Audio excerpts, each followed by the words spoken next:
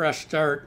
We're continuing our series on the end times, the second coming of Jesus. We're going to read Matthew 24, verse 3.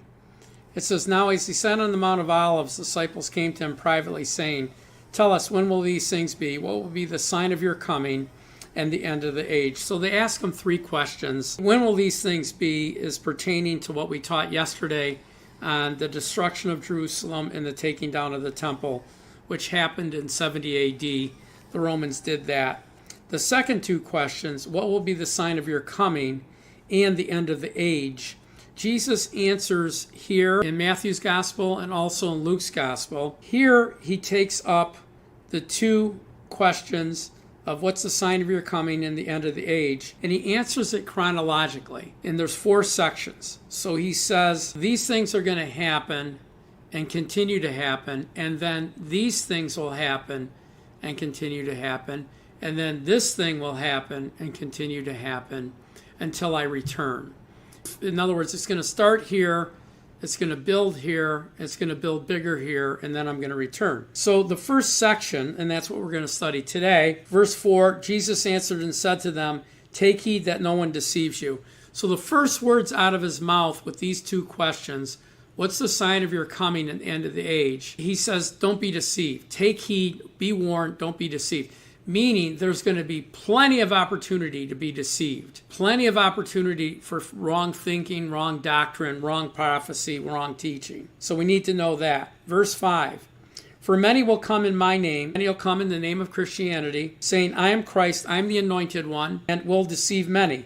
So he's saying the deception is not going to come from the world or other religions. It's going to come within labeled churches. It's going to come within labeled ministries. In other words, they're going to wear the label of Christianity, but the deception is going to come from them. Verse 6, "And you'll hear wars and rumors of wars. See that you're not troubled, for all these things must come to pass, but the end is not yet." So one of the signs, remember the signs and what will it be like at the end of the age? One of the signs are wars and rumors of wars.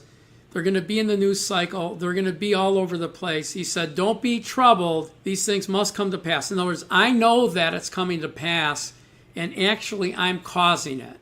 This is a judgment that's coming on the earth. Verse 7, "For nation will rise against nation and kingdom against kingdom." So nations are countries like the US, Canada, Russia. Kingdoms are people groups. They're not nations, they're people groups. It's Muslim against Hindu, right? So for nation will rise against nation, kingdom against kingdom.